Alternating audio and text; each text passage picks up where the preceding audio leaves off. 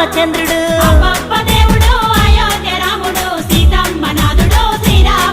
ఇక తండ్రి మాట దాటక అడవి దారి నడిచెను సీతమ్మ లక్ష్మణాథ శ్రీమన్నారాయుడు.